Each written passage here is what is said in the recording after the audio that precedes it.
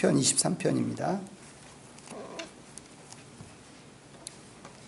구약성경 818면 시편 23편 1절부터 마지막 절까지.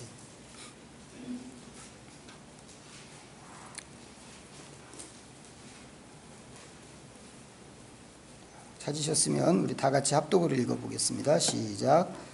여호와는 나의 목자시니 내게 부족함이 없으리로다. 그가 나를 푸른 풀밭에 놓이시며 쉴만한 물가로 인도하시는도다. 내 영혼을 소생시키시고 자기 이름을 위하여 의의 길로 인도하시는도다. 내가 사망의 음침한 골짜기로 다닐지라도 해를 두려워하지 않을 것은 주께서 나와 함께 하심이라. 주의 지팡이와 막대기가 나를 안위하시나이다. 주께서 내 원수의 목전에서 내게 상을 차려주시고 기름을 내 머리에 부으셨으니 내 잔이 넘치나이다. 내 평생의 선하심과 인자하심이 반드시 나를 따르리니 내가 여호와의 집에 영원히 살리로다. 아멘. 오늘은 좀 이 말씀 기도 실제적인 얘기 좀 이제 오늘부터 하려고 하는데요. 잠깐만 복습할까요? 지난주에 본 얘기 했었나? 기억하시나요? 크게 두 가지 얘기했는데, 하나는 하나님의 말씀 자체가 능력이라고 하는 것을 좀 생각하면서 기도할 때 이 말씀의 능력을 좀 신뢰하고 말씀 기도에 임하자.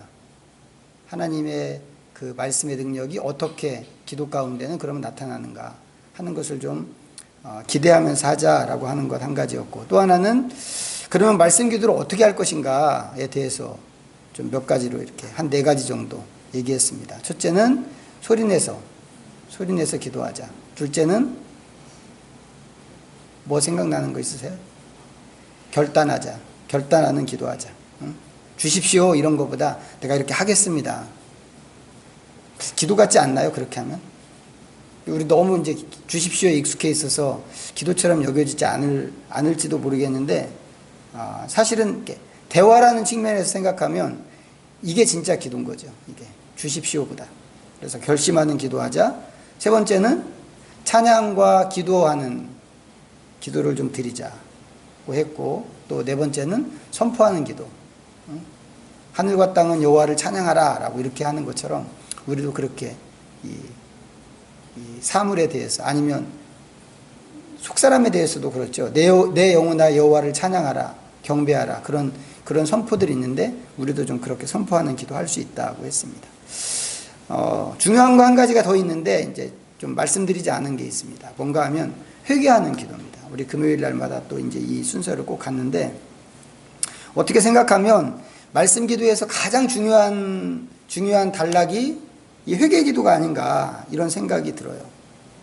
왜 그런가?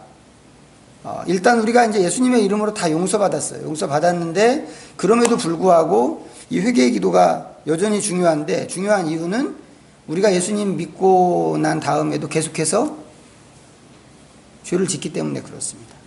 죄를 짓기 때문에.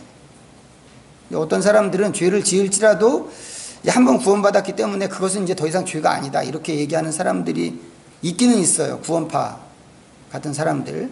근데 아니란 말이죠. 어디서 찾을 수 있는가 하면, 예수님께서 제자들의 발을 씻겨주실 때 베드로가 깜짝 놀랐죠. 그래서 거절했습니다. 선생님 이게 무슨 짓입니까? 우리가 선생님 발을 씻겨드려야지. 선생님이 어떻게 내 발을 씻길 수 없습니다. 그러자 예수님이 뭐라고 그러셨어요? 내가 너를 씻기지 않으면 너 나하고 상관이 없다 그랬습니다. 베드로가 또 놀랬죠. 선생님 그러면 안 되죠. 그러면 제 발만 씻겨주지 마시고 온몸을 씻겨주십시오. 그랬더니 예수님 말씀이, 이미 목욕한 사람은 발밖에 씻을 것이 없다고 그랬습니다. 우리도 나갔다 오면 발 씻죠. 손발 씻으라고. 물론 애들은 말 안 듣습니다만 손 씻어, 발 씻어 이거 꼭 얘기하는데, 왜 그러나요?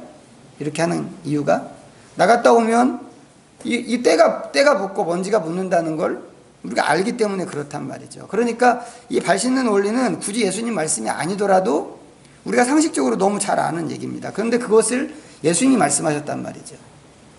이미 목욕한 사람은 발은 씻어야 된다. 또 목욕을 할 필요는 없지만 그래도 발은 씻어야 된다. 무슨 얘기겠어요? 우리가 예수님 믿는 순간에 그 순간 우리는 사실 구원을 받습니다. 예수님의 그 영생의 축복 가운데 우리가 들어가게 된단 말이죠. 그런데 그 속에 들어갔는데 하나님 나라 백성으로 산다고 하는데 우리는 이 세상에 살아가면서 계속해서 죄를 짓고 있단 말이죠. 이거 어떻게 할 건가? 이것 때문에 회개가 순간순간 필요하다라고 하는 거죠. 더군다나 하나님은 어떤 하나님이세요? 죄를 보면 고개를 휙 돌리시는 그런 하나님이시란 말이죠. 그러니까 그 하나님께 나가는 게 구원이라고 그랬는데, 잃어버린 하나님을 되찾고 그 하나님께 나가는 게 구원인데, 왜냐하면 전에는 하나님께 나가지 못했거든요. 하나님께 나간다고 나갔다가는 다 죽임을 당하니까. 근데 하나님께서 하나님께 나올 수 있도록 길을 만들어 주셨어요. 구약시대 때는 그 제사 제의를 길로 만들어 주셨고, 이제 그것은 이제 예수님 메시아에 대한 그림자였긴 했습니다만, 신약에 와서는 이제 그 제사 제의에 대한 것을 예수님이 완성을 시켜 주셨단 말이죠. 그래서 이제 하나님께 나가도 괜찮게 됐어요. 죽지 않을 수 있게 됐단 말이죠. 하나님이 이거 위해서 우리에게 제사도 주시고 아들도 보내주시고 이렇게 한 거 생각하면 하나님께 나가는 게 구원인데, 하나님께 나갈 수 없단 말이죠. 죄를 지면. 하나님 고개를 휙 돌려버리니까. 그렇기 때문에 우리가 이미 예수님 믿었고 구원 받았지만 여전히 우리에게 회개가 필요하다. 매일매일, 이 문제 매일매일 연습하고 기도하고 해야 되는 부분입니다. 이 얘기를 지난번에 기도원 갔을 때 좀 길게 얘기했어요. 우리가 하나님 앞에서 왕의 제사장으로 부름받은 사람이라고 했고, 또 제사장이 어떤 일을 하는가 하는 것에 대해서 말씀드렸는데, 제사장이 하는 일은 다른 거 아니었죠. 먼저 자기를 깨끗하게 하는 거. 이게 제일 먼저 해야 되는 일이었어요. 다른 사람을 하나님께 중재하는 역할을 하는데, 그거 하기 전에 자기를 먼저 깨끗하게 해야 됐단 말이죠. 그리고는 그 다음에 하는 일이 성소를 깨끗하게 하는 거였습니다. 부정해진 것들을 다 정결하게 하는 그것이 제사장이 하는 일이었단 말이죠. 이 얘기를 이제 기도원 가서 이렇게 길게 했기 때문에 이제 지난주에 이 회개하는 기도에 대해서도 또 이제 말씀을 드렸어야 됐지만 이제 굳이 하지 않고 지나갔는데, 그렇더라도 우리가 좀 가슴 속에 기억은 하고 있어야 됩니다. 회개하는 기도는 꼭 있어야 된다. 자, 오늘은 오늘 할 얘기, 이제 실제적인 방법인데, 이제 지난번 성탄절 때 나눠드린 그 책 제목 기억하세요? 뭐였나요? 다시 시작 기도? 오늘부터 다시 기도입니다. 오늘부터 다시 기도. 도널드 휘튼이라고 하는 사람이 쓴 책인데, 이분 이제 신학교 교수님이세요. 교수님이 영성신학 가르치는 교수님인데, 자, 그분이 이제 이 말씀 기도 방법을 그 책에서 이렇게 쭉 이제 소개하면서 시편 23편을 샘플로 이제 이렇게 삼았습니다. 저도 이제 가능하면 요 실제적인 얘기를 이제 그 책을 좀 따라갈 생각이어서 이제 오늘 같은 말씀을 이제 읽었는데, 이 말씀 시작이 어떻게 됐죠? 시편 23편. 여호와는 나의 목자시니. 여기서 시작했습니다. 이거 붙잡고 뭐 기도할까요? 여호와는 나의 목자시니. 뭐 기도하면 좋겠어요? 제일 먼저 해야 될 게 감사기도. 당연히 감사기도입니다. 말씀 기도가 끝나면 이제 나중에 다른 기도 얘기를 좀 또 드릴 예정인데, 늘 우리가 해야 되는 기도에 들어가는 그 문 앞에서 먼저 기도해야 되는 게 감사와 찬양하는 거죠. 감사와 찬양. 제사장들이 제사 드릴 때도 감사와 찬양으로 시작을 했거든요. 하나님이 또 가장 받고 싶어 하시는 게 감사와 찬양이라고 그랬습니다. 그럼 우리가 이제 감사와 찬양을 해야 될 텐데, 여호와는 나의 목자시니, 이 구절 가지고 우리가 무엇을 감사하고 무엇을 찬양할까? 뭐 감사할까요? 여기 있는 거랑 똑같이 하면 되는 거죠. 똑같이. 하나님께서 나의 목자가 되신 것을 감사합니다. 찬양합니다. 너무 쉽죠? 이 제일 단순합니다. 근데 이제 여기서 조금 더 깊이 생각해 볼 게 있습니다. 이 주제가 그냥 감사합니다 이렇게 하고 끝낼 수 있는 그런 주제인가 하는 겁니다. 자, 일단 성경이 여호와는 나의 목자시니 라고 하는 이 대목은 1차적으로 누구의 고백인가요? 다윗의 고백입니다. 이 시가 다윗의 시란 말이에요. 시란 말이죠. 다윗은 어렸을 때부터 들판에서 양을 치던 목동이었습니다.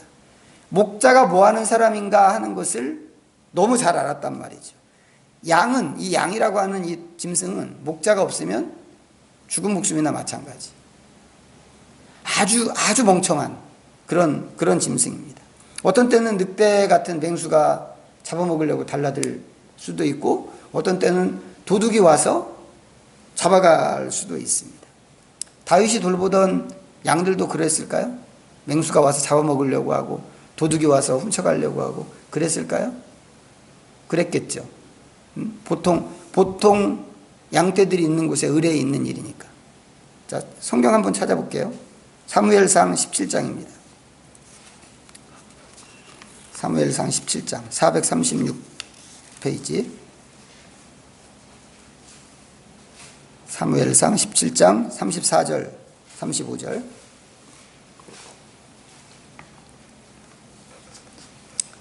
자, 17장 34절과 35절 같이 읽어보겠습니다. 시작. 다윗이 사울에게 말하되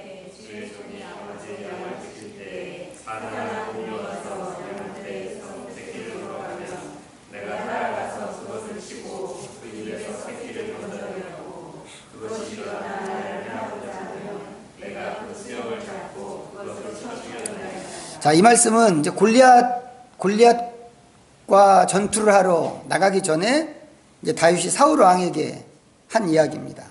사울이 걱정했죠.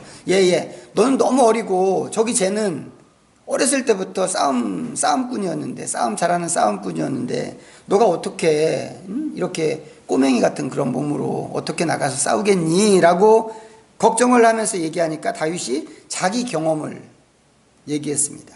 사자나 곰 같은 맹수가 내 양을 물어가려고 할 때 내가 쫓아가서 그 입에 물려있는, 입을 벌리고 입에 물려있는 양을 구출해냈습니다. 이거 얘기했단 말이죠. 이 경험이에요. 다윗의 경험. 그러니까 그런 경험이 있는 다윗이 생각할 때는 양은 어떤 존재인가? 목자가 있으면 양은 걱정할 게 없다 라고 하는 거죠. 자기가 그렇게 했으니까. 시편 23편에서 다윗이 여호와는 나의 목자시니 내가 부족함이 없으리로다 라고 했을 때 다윗은 가장 먼저 그 장면을 생각했을 거라는 것이죠. 그런데 또 다른 측면에서 생각하면 이게 단순히 양과 목자의 이야기일까? 아니란 말이죠. 물론 겉으로 보기에 양과 목자의 이야기라고만 하더라도 다윗이 너무 그 양과 목자의 이야기를 너무 잘 알기 때문에 실제적으로 이렇게 이 시와 노래를 썼지만, 또 깊이 생각해 보면 다윗의 삶 전체에서 하나님과 다윗의 관계가 이런 관계였습니다. 정말 엄청난 고생을 하면서 살았던 다윗이었단 말이죠. 다윗을 죽이겠다고 쫓아다녔던 그 사울의 광기, 그 모습이 마치 양을 잡아먹으려고 하는 맹수의 모습 같았단 말이죠. 사울왕에게 쫓기는 게 너무너무 힘들어서 이 다윗이 자기가 원수라고 생각하는 블레셋으로 망명을 하기까지 했어요. 블레셋 사람들은 다윗을 좋아했나요? 아니란 말이죠. 블레셋도 생각해보면 다윗이 원수 중에 원수입니다. 왜요? 골리앗을 죽인 블레셋의 용사거든요. 골리앗을 죽인 사람이 다윗이니까. 그 사람들 앞에 갔을 때 다윗을 대하는 블레셋 사람들의 그 적대 감정이 너무 커서 다윗이 미친 사람 흉내를 냈죠. 막 침을 수염에다가 질질 흘리면서. 그 다윗의 명성을 생각하면 그 자체가 얼마나 수치스러운 일이겠어요. 나중에 다 살고 나서 뒤돌아서 그 장면을 생각하면 내가 그때 이 수치를 어떻게, 이런 생각이 좀 들지 않았을까 싶을 만큼 아주 모멸감 있는 그런 장면이었단 말이죠. 하지만 그렇게 해서라도 그 위기를 피해야 할 만큼, 살아남을 수 있을 만큼 그 상황이 어려운 상황이었다고 하는 겁니다. 근데 다윗이 그런 블레셋으로라도 망명을 해야 살아남을 수 있을 만큼 사울의 추격이 광적이었다라고 하는 거죠. 근데 그 망명이 받아들여졌어요. 아무것도 없는 알거지 같은 다윗이었고, 블레셋 사람들이 보기만 하면 쫓아가서 죽이고 싶었던 그런 다윗이었는데, 그 다윗을 블레셋 사람들이 망명객으로 받아줬단 말이죠. 그리고는 그 이후로 그런 대로 좀 또 잘 살았습니다. 이게 어떻게 가능한 일이었는가? 생각해보면 불가능한 일인데 이게 어떻게 가능했는가? 다윗은 이것이 전부 하나님의 돌보심이었다고 하는 것을 고백하는 겁니다. 마치 목자가 양을 돌보는 것처럼 하나님이 자기를 돌보셨기 때문에 그 상황에서도 자기는 부족함이 없이 그렇게 안전하게 살아올 수 있었다라고 하는 거죠. 그러니까 시편 23편 말씀이 다윗의 경험을 그대로 표현한 고백인 것이 틀림이 없습니다. 하나님이 우리를 이렇게 돌봐주시면 좋겠죠. 당연히 아멘입니다. 당연히 아멘. 그런데 생각해 보세요. 이게 과연 다윗의 고백이기만 할까? 하나님께서 다윗의 이런 고백을 성경에다가 이렇게 딱 기록을 해 놓으셨어요. 성경에 기록한 것은 우리한테 주시는 하나님의 말씀이죠. 하나님의 말씀이고 하나님의 약속이기도 합니다. 그래서 이 말씀 자체가 우리에게 주신 하나님의 약속입니다. 하나님께서 양을 돌보시는 목자처럼 당신의 백성들을 이렇게 대하시겠다고 하는 그런 약속이란 말이죠. 그러면 이제 그 다음부터는 이 말씀이 다윗의 이야기가 아니고 우리 얘기가 된단 말이죠. 우리 얘기가, 내 얘기가 되는 겁니다. 그럼 어떻게 해야 되겠어요? 당연히 감사해야죠. 당연히 찬양하고, 하나님이 이렇게 하시겠다고 하시는데. 도널드 휘트니가 이렇게 기도하자고 그랬습니다. 이 대목을 가지고, 주님, 주께서 나의 목자가 되심을 감사드립니다. 주님은 선한 목자이십니다. 내 평생의 삶을 주님께서 목자가 되어 인도하셨습니다. 좋죠? 1절에 있는 이 말씀이 그 자체로 우리가 하나님께 감사하고 찬양할 수 있는 그런 표현이다라고 하는 겁니다.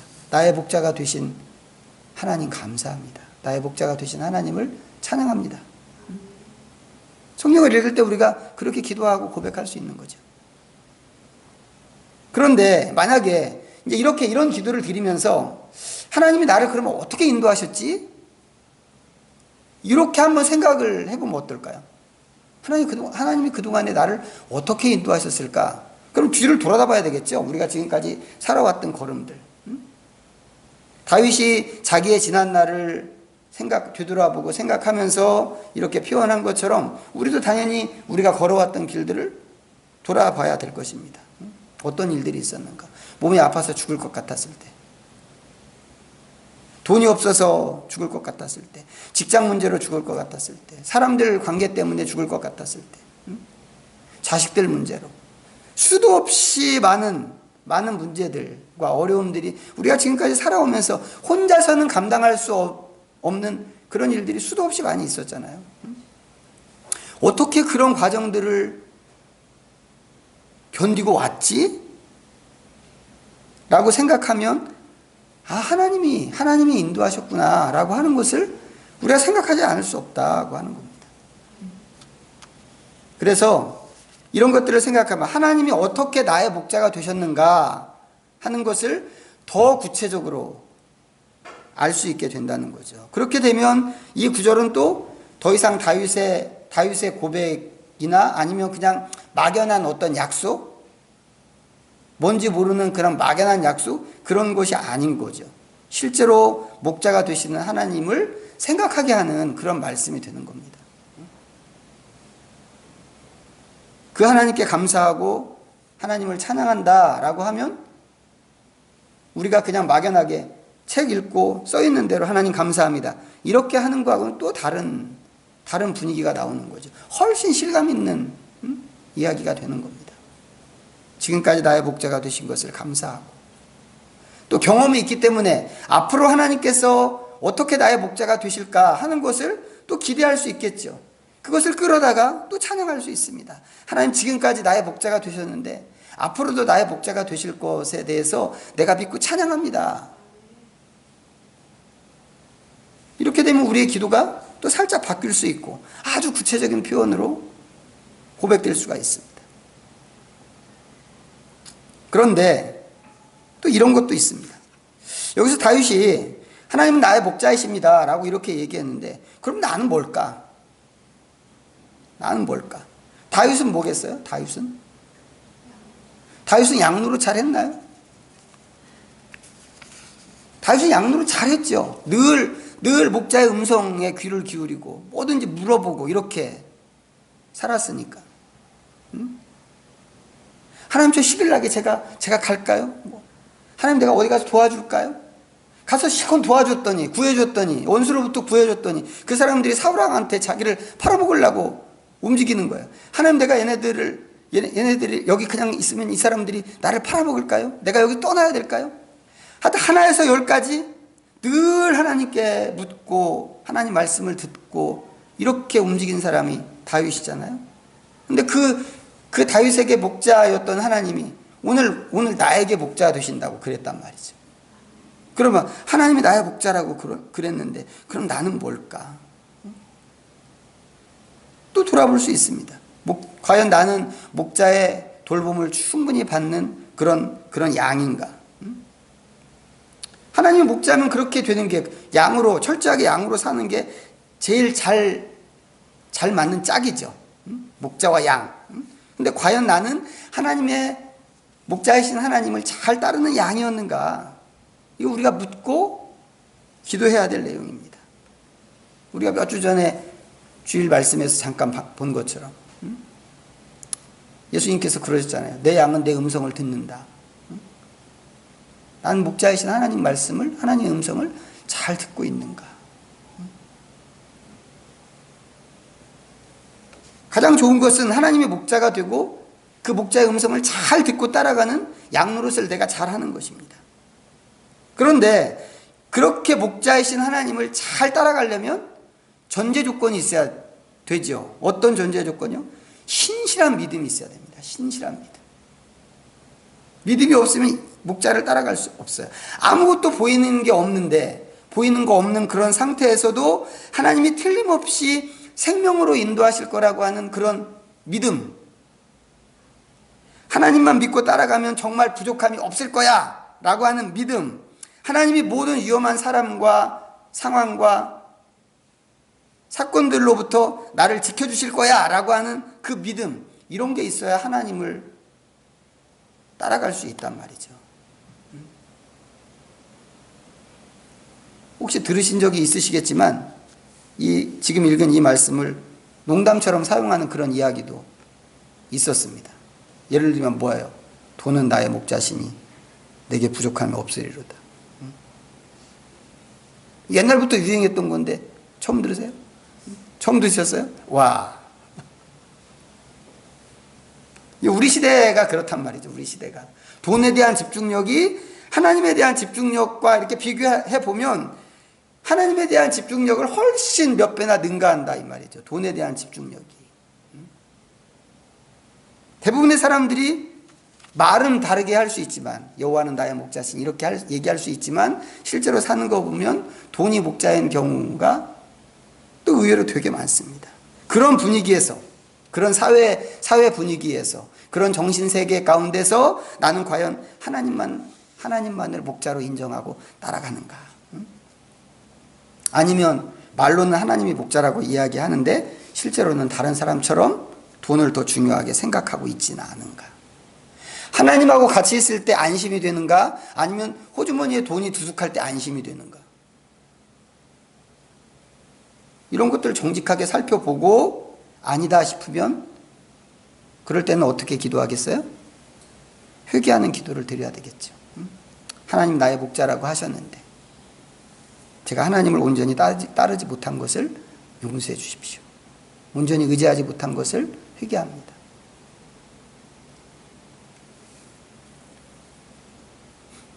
그런가 하면 하나님의 목자 되심에 대한 범위도 우리가 생각해 볼 수 있습니다. 하나님이 우리의 목자 되신다라고 하는 게 재정적인 차원에서만 얘기하시는 것은 아니겠죠. 하나님 스스로가 그런 하나님으로 존재하기는 하나님이 원하지 않으실 것 같아요. 오히려 하나님은 영적으로도 우리의 목자가 되시기를 바라시고 또 그렇게 하시죠. 도덕적으로도 또 우리의 목자가 되시는 그런 분이시죠. 무엇이 옳은지 무엇이 그른지 반듯한 것을 찾아서 가르쳐 주시는 그런 목자이시기도 합니다. 그렇기 때문에 만약에 우리가 그런 하나님을 잘 따라가기만 하면 어떻게 되겠어요? 죄나 불법 같은데 빠지지 않을 게 분명하고, 나쁜 사람과 어울려서 나쁜 행동을 하는 것, 악한 행동을 하는 것도 피할 수 있을 거라고 생각합니다. 나쁜 길로 가는 것은 대부분 뭐예요? 내가 고집부려서 가는 거죠. 내가 고집부리는 겁니다. 그게 대부분인데, 그런 길을 가지 않고 목자이신 하나님만 내가 따르겠습니다 라고 결심하는 기도를 또 드릴 수도 있습니다. 많죠. 되게 많아요. 이게 누구를 위한 기도였어요? 지금까지 얘기한 게 다 나를 위한 기도였습니다. 나를 위한 기도인데 그 안에 뭐가 있었어요? 하나님에 대한 찬양과 감사의 고백이 있었고, 회개하는 참회의 기도가 있었고, 내가 이제부터 이렇게 하겠습니다 라고 하는 결심하는 기도도 이 안에 있었단 말이죠. 여기까지만 해도 되게 기도가 많아요. 그런데 이 도널드 휘트니가 이것만 기도할 게 아니고 여기에다가 다른 사람을 위한 기도도 덧붙일 수 있다고 이제 제안을 했습니다. 누가 있을까요? 다른 사람? 일단 제일 가까운 우리 식구들이 있을 수 있겠죠. 특히 자녀들 생각할 수 있는데, 나의 목자이신 하나님께서 우리 식구들에게도 목자가 되어 주십시오. 기도할 수 있습니다. 휘트니가 하는 기도 한번 또 들어보세요. 큰 목자이신 주님께서 이제 우리 가족도 인도하여 주소서. 그들을 세상에서 보호하시고 하나님의 길로 이끄소서. 그들을 유혹에서 건져내시고 악에서 지켜주소서. 오 크신 하나님, 내 아이들을 위해 기도합니다. 그 아이들도 주님의 어린 양으로 받아주소서. 그들도 나처럼 주님을 목자로 모셔 사랑하게 하소서. 기도할 수 있겠죠. 여호와는 나의 목자시니 읽고. 우리 식구만 위해서 기도하겠어요? 이 외에도 뭐 다른 사람 많이 우리가 얼마든지 하나님 앞에 좀 그 이름을 들고 나갈 수 있죠. 이런 비슷한 기도를 드릴 수 있습니다. 믿지 않는 친척들, 친구들, 주변 뭐 이웃들, 아니면 직장 동료들, 뭐 기도할 사람들 한이 없죠. 너무 많습니다. 그런가 하면 또 교회는 다니는데 하나님의 인도 없이 그냥 임의로 사는 사람들도 있습니다. 우리 주변에 그런 사람이 있으면 그런 사람들을 위해서도 기도할 수 있습니다. 하나님, 아무개가 교회는 열심히 나오고 예배는 열심히 드리는데 하나님의 뜻대로, 하나님 뜻에 좀 잘 귀를 기울이고 뜻대로도 좀 잘 살 수 있게 해주십시오. 우리가 그런 기도 드릴 수 있단 말이죠. 그런가 하면 이 도널드 휘트니가 교회 안에서 목자 역할을 하는 사람을 위해서도 기도할 수 있다고 그랬어요. 목자 얘기가 나오니까 목자 노릇하는 사람, 예를 들어서 교역자나 아니면 작게는 소그룹 리더 같은 사람들을 위해서 기도할 수 있다는 거죠. 다 기도가 필요한 사람들이잖아요. 뭐 기도할까요? 그런 사람들을 위해서? 하나님이 목자시니까 하나님의 이런 목자로서의 하나님의 마음을 부어달라고 기도할 수 있겠죠. 멀리까지 좀 볼 수 있는 눈, 안목을 달라고 기도할 수도 있고, 하나님의 목적지가 어딘지 분별할 수 있는 그런 지혜를 달라고도 기도할 수 있습니다. 아니면 교회나 단체에서 책임 맡고 있는 그 사람들을 대할 때 목자의 심정으로, 다윗이 자기의 양을 위해서 그렇게 막 목숨을 걸고 가서 맹수에게서 그 양들을 건져내온 것처럼 그렇게 맡겨진 양들을 위해서 목숨을 거는 사람들이 되게 해주십시오. 뭐 이런 것들을 위해서 우리가 기도할 수 있다 이 말이죠.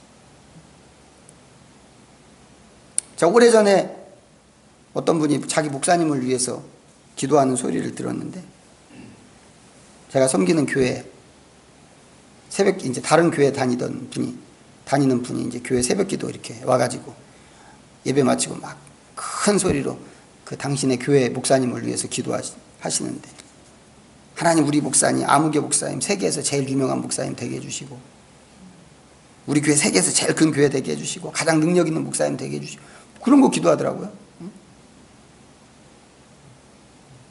이 최고가 되는 게 뭐가 필요하겠어요? 사실 이제 옛날에 한때는 최고가 되는 것을 하나님께 드리는 영광이라고 생각하던 때가 있기는 있었습니다. 있기는 있었는데 사실 이거는 이제 관점의 차이고 세상을 어떤 눈으로 보는가의 이제 문제이긴 한데 엄밀하게 생각하면 이런 것도 일종의 힘의 논리죠. 많이 갖고 높이 올라가고 또 힘있고 한 그런 것들이 옳고 선이라고 생각하는 그런 사고방식 속에서 이 믿음을 이렇게 보면 그럼 우리 교회가 세계에서 제일 큰 교회 되는 게 하나님께 영광이고 우리 목사님 세계에서 제일 유명한 목사님 되는 게 하나님께 영광이 된다고 생각할 수 있다고 하는 겁니다.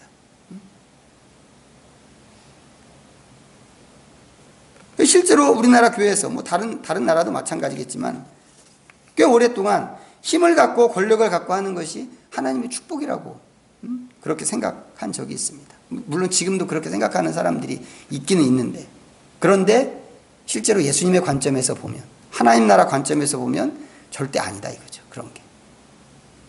예수님이 보여주신 하나님 나라의 윤리는 뭐예요? 하나님 나라의 윤리는 주님의 영광을 위해서 많이 갖는 건가요? 아니란 말이죠. 나 밟고 가서 너 살아라 이거죠. 예수님 그렇게 하셨잖아요. 응?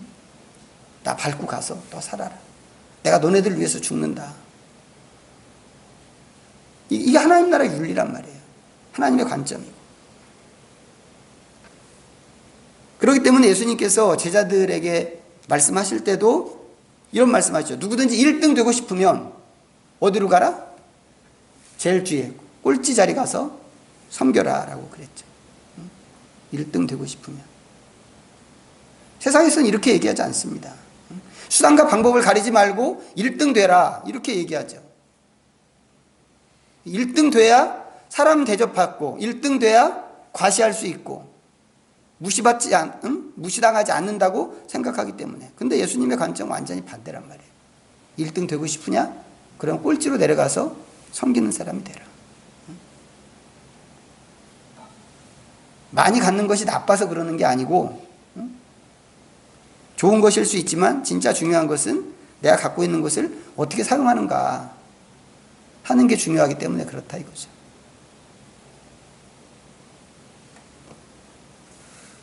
그럼 목사님이나 다른 리더들을 위해서 뭐 기도해야 되겠어요?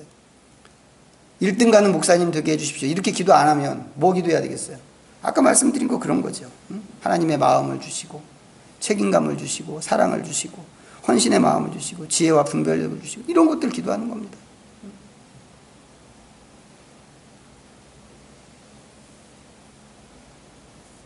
자, 지금까지 뭐 얘기했나요 우리? 여호와는 나의 목자시니 이걸로 기도했습니다. 1절도 아니고 절반, 1절의 절반 갖고 기도하는데 이렇게 기도할 게 많습니다. 이렇게. 이게 어떻게 가능한가요? 생각하면서 기도하면 이게 다 가능합니다. 생각하면서 기도하면. 원래 기도는 이렇게 하는 거죠. 생각하면서. 왜요? 기도는 하나님과의 대화이기 때문에. 습관적으로 입에서 나오는 대로 막 해댈 것이 아니라 내가 뭘 기도할지, 내가 지금 무슨 말을 하고 있는지 깊이 생각해 가면서 천천히 또박또박 기도하는 게 그게 진짜 기도다 라고 하는 겁니다. 우리도 그렇잖아요. 우리도 누구 만나서 이렇게 얘기할 때 막 총을 쏘는 것처럼 그렇게 얘기하나요? 그렇게 얘기하는 사람 없죠? 안 그러죠? 천천히 얘기한단 말이에요. 천천히 얘기하고 내 생각이 무엇인지 잘 정리해서 그것을 얘기한단 말이죠. 어떤 때는 말 안 하고 가만히 있을 때도 있죠. 만나는데 한참 얘기하다가 잠깐 멈춤. 이때 있죠. 멈추면 죽나요? 막 이 분위기 이상해가지고 막 얘기하는 사람 있나요? 우리 보통 그렇게 생각하지 않는단 말이죠. 글쎄 처음 만난 사람하고는 그럴지 모르겠어요. 처음 인사한 사람하고 이 분위기 어색해지지 않기 위해서 내가 막 끝없이 계속 얘기하는 그런 경우들이 있을지 모르겠지만 우리가 어느 정도 아는 사람이고 교제가 된 사람이라면 이 멈춤이 하나도 이상하지 않단 말이죠. 멈출 수 있습니다. 그러다가 또 얘기할 게 생각나면 그 다음에 또 얘기합니다. 사실은 이것까지, 이 멈추는 이것까지 포함해서 이게 전부 대화다 이 말이죠. 멈춤도 대화의 일부입니다. 그래서 이거 다 합칠 때 대화라고 하지, 그런 거 없이 그냥 만나서 헤어질 때까지 쉬지 않고 따따따따 이렇게 얘기하는 사람은 없단 말이죠. 만약에 그렇게 얘기하는 사람이 있다면 저는 그런 사람 안 만날 것 같아요. 너무 힘들어서. 하나님께 기도할 때도 그런 멈춤이 있을 수 있습니다. 어떻게 보면 이 멈춤이 있는 게 당연합니다. 내가 뭘 기도하고 싶은지를 내가 정리해 가면서 해야 되니까. 그러다가 또 하나님의 목자가 되신다는 어떤 사실이 생각나면 또 그걸 위해 기도하는 거죠. 그렇게 쭉 기도하다가, 우리가 벌써 30분도 넘게 이 하나님의 목자에 대해서 얘기했는데, 이렇게 쭉 기도하다가 더 이상 하나님의 목자이십니다, 이 부분을 가지고 더 이상 생각나는 게 없으면, 그러면 이제 그 다음으로 넘어가는 겁니다. 그 다음에 뭐예요? 내게 부족함이 없으리로다. 뭘 기도할까요? 내게 부족함이 없으리로다. 역시 또 감사 기도하는 거죠. 감사와 찬양. 자, 도널드 휘튼이 기도 또 들어보세요. 주님, 이제까지 내게 부족함이 전혀 없었음을 감사합니다. 늘 풍족한 양식을 내게 베푸셨습니다. 나의 나 된 모든 것과 내가 소유한 모든 것이 주님으로부터 왔습니다. 이분은 지금까지 자기 생활에 부족함이 없었고 풍족한 양식으로 산 것에 대해서 감사했어요. 이렇게 감사할 수 있는 것은 내게 부족함이 없으리로다 라고 할 때 자기의 지나간 그 삶의 여정이 이렇게 풍성했다고 생각하기 때문에 감사할 수 있었겠죠. 진짜 감사한 일입니다. 그렇게 모자람 없이 결핍 없이 그렇게 계속해서 지금까지 살아왔다면 정말 감사한 일이죠. 그런데 만약에 이만큼 풍족하지 못한 사람은 그럼 어떻게 할까요? 말씀 기도라고 하는 것은 이 말씀을 볼 때 무엇을 보느냐에 따라서 이 기도가 얼마든지 달라질 수 있는 그런 기도인데, 내게 부족함이 없으리로다 이 대목에서 물질적인 풍요를 보는 사람이라면 자기가 갖고 있는 그 풍요에 대해서 감사할 것입니다. 하지만 가진 게 아무것도 없으면, 아무리 찾아봐도 이 물질적으로는 결핍, 나는 왜 이렇게 결핍 상태에 있지? 그렇게 생각하는 사람이라고 한다면 감사할 것도 별로 생각나지 않을 수 있단 말이죠. 이걸 물질이라고만 생각하면, 가진 게 없으니까 그럼 감사하기 어렵습니다. 물론 도전할 수 있습니다. 하나님 이렇게 약속해 주셨잖아요. 나의 목자가 되셔서 부족함이 없으리라고, 없게 하겠다고 이렇게 약속해 주셨잖아요. 그러니까 하나님 약속을 지켜주세요 라고 기도할 수 있습니다. 그렇게 기도해도 좋은 기도죠. 좋다고 생각합니다. 그런데 시편 37편에 보니까 이런 얘기가 있어요. 의인의 적은 소유가 악인의 풍부함보다 낫다. 의인의 적은 소유가 악인의 풍부함보다 낫다. 정확하게 보면 지금 읽어드린 이 37편에 나오는 이 구절이 더 성경의 사상이라고 할 수 있는데, 물질적으로 무조건 많이 갖는 것이 하나님 앞에서 항상 선이 되는 것은 아니라는 그런 얘기입니다. 오히려 조금 모자라더라도 하나님의 의를 소유하고 있으면 그게 더 좋은 일이고 그게 더 합당한 일이다 라고 하는 얘기죠. 그러니까 이런 가르침, 시편 37편에 있는 가르침까지 우리가 끌고 오면 내게 부족함이 없으리로다, 이 구절이 무조건 물질적인 풍요만을 의미하는 그런 구절이 되는 것은 아니게 되는 거죠. 그렇다면 이 시편 23편에서 물질의 풍요가 아닌 다른 것의 풍요를 생각한다고 한다면 그럼 어떤 기도를 드릴까? 물질이 좀 모자라다고 하더라도 여전히 감사의 기도를 드릴 수 있다는 얘기인데 어떤 것이 있을까? 감사의 기도를 드린다는 것이. 이런 거 생각할 수 있습니다. 사실 우리가 이 세상을 살 때 사람이 무엇으로 사는가? 톨스토이의 그 소설책 이름이기도 한데, 사람이 무엇으로 사는가? 어떤 사람들은 사람은 돈으로 산다, 이렇게 얘기할 수 있겠죠. 근데 잘 생각해 보면 사람이 항상 돈으로만 사는 건 아니에요. 보이기는 그렇게 보일 수 있습니다. 돈이 없으면 뭐 금방 죽을 것 같고, 정해진 수입은 빠듯하고, 쓸 때는 막 너무너무 넘치고, 늘 모자라고, 계산기를 아무리 두들겨도 계산이 안 나오는 그런 경우가 얼마든지 있죠.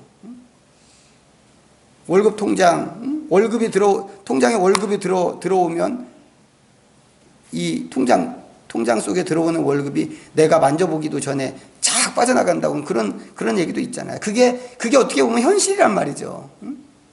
돈이 없는데 어떻게 살까? 근데 시간이 지난 다음에 보면 안 죽고 살아왔다 이 말이죠. 아니 어떻게 살았지? 돈이 없는데 어떻게 살았지? 물어봐도 이게 산 게 신기할 정도로 이게 답이 없는 그런 상태가 있는데, 오히려 그렇게 돈이 없는 상태에서 살아오는 경우가 우리 삶 가운데 많이 있단 말이죠. 이게 어떻게 가능한 건가?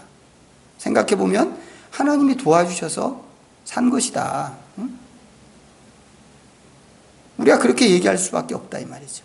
하나님이 막 돈을 막 쏟아 부어 주셔서 산 게 아닌데, 근데 희한하게 살았다 이거죠. 눈에 보이는 돈은 부족했을지 모르지만 삶에 필요한 다른 것들은 부족하지 않았던 거죠. 우리는 그런 것들을 생각하면서 얼마든지 풍요를 생각하고 감사할 수 있다고 하는 겁니다. 내게 부족함이 없습니다. 하나님 나의 목자이시기 때문에 내게 부족함이 없습니다. 그런가 하면 또 이 구절을 기도 응답으로도 또 볼 수 있습니다. 예를 들어서 여기 이제 이 휘트니의 책에도 나오는 얘기인데, 당장 등록금을 내야 되는데 돈이 없어서 안절부절하는 그런 형편이라고 한다면 당연히 기도하겠죠.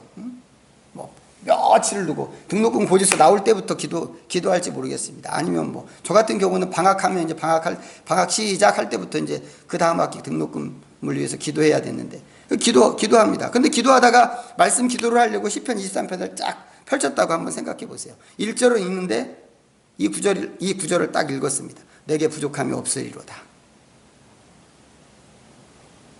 뭐 매번 그러지는 않겠지만 이게요, 그런 상황에서 이런 말씀을 읽으면 이 말씀이 책에서 막 툭 튀어나오는 것 같은 그런 느낌일 수 있다는 거죠. 그러면서 이 말씀이 하나님이 주시는 약속처럼 다가올 수 있습니다. 감사할 수 있겠죠. 그럼 찬양하고 고백할 수도 있습니다. 하나님, 내게 부족함이 없게 필요를 채워주시는 하나님이신 것을 내가 믿습니다. 내가 지금 등록금을 위해서 기도하는 중이고 손에 잡힌 것은 없지만 내게 부족함이 없으리로다 라고 하는 이 말씀을 보면서 우리가 찬양한단 말이죠. 하나님, 내게 그렇게 부족함이 없을 만큼 내 필요를 충분히 채워주신 하나님이신 것을 내가 믿습니다. 이제도 역사하셔서 내 필요한 등록금을 제때 공급해 주실 것을 내가 믿습니다. 감사합니다. 하나님.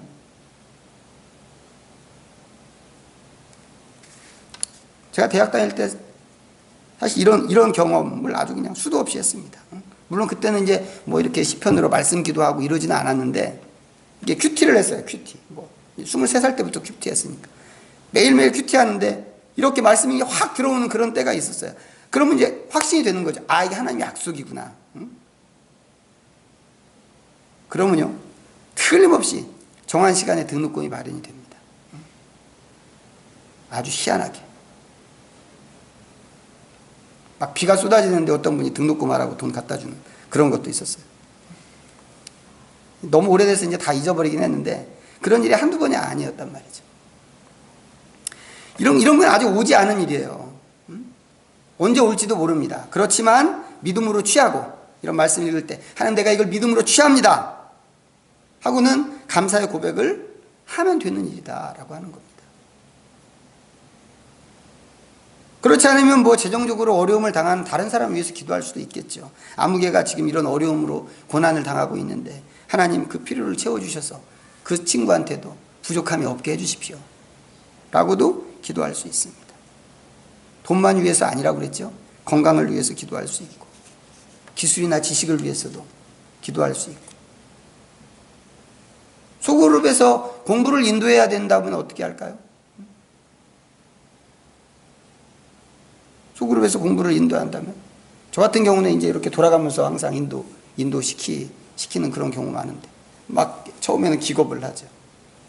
그리고 기도해야 되잖아요. 이런 거 기도해야 됩니다. 기도하면 어떻게 하시겠어요? 부족함이 없게 채워주시는 거죠. 그럼 믿음으로 취하는 거예요. 믿음으로.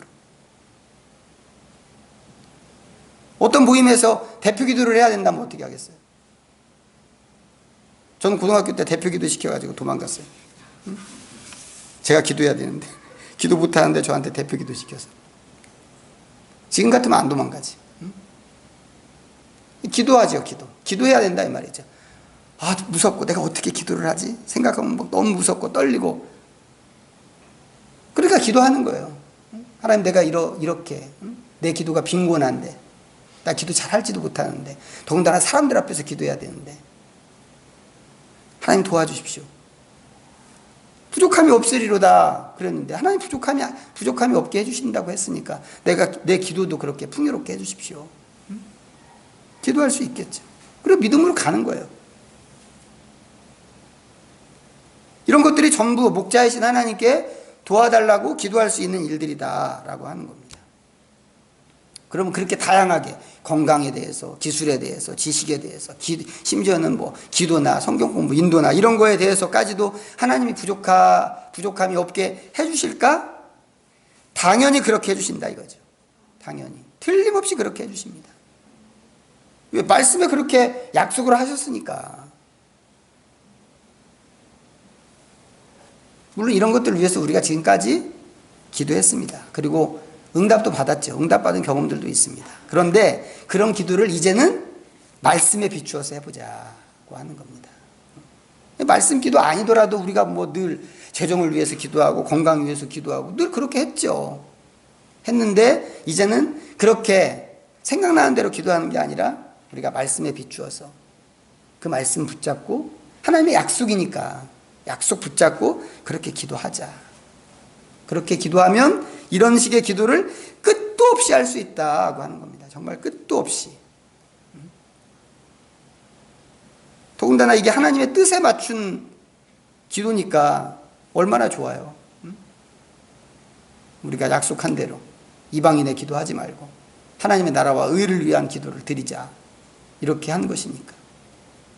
언제까지 할까요? 이런 기도? 끝날 때까지 하는 거죠. 정해진 분량이 끝날 때까지. 만약에 시간을 정해놨다면 내가 1시간 동안 기도해야지, 말씀 기도를 1시간 동안 해야지, 그러면 그 시간 다 할 때까지 기도하는 겁니다. 아니면 내가 오늘 시편 23편을 갖고 기도해야지, 뭐 시편으로 기도해야지, 오늘부터 시편으로 기도해야지, 그리고 성경의 범위를 정해놨다면 그 범위가 다 끝날 때까지 기도하는 거예요. 오늘 시편 23편으로 기도한다고 했는데 한 절밖에 못했어. 지금 23편을 읽어놓고 이 설교에서 어떻게 기도하는가 그거 얘기했는데 한 절밖에 얘기 못했단 말이죠. 그러면 어떻게 하나? 시간은 다 됐는데 이제 끝내야 될 시간인데, 그럼 여기서 멈추면 되는 거예요. 내일 와서 23편 2절을 또 읽고 묵상하고 그걸 붙잡고 또 기도하면 되는 거죠. 아니면 반대로 시간을 정해놨는데 시간 다 정해놓은 시간이 다 안 됐는데 1시간 동안 기도하기로 했는데 시편 23편 기도를 다 해버렸어. 그럼 어떻게 하나요? 그럼 24편으로 넘어가면 되지 뭐.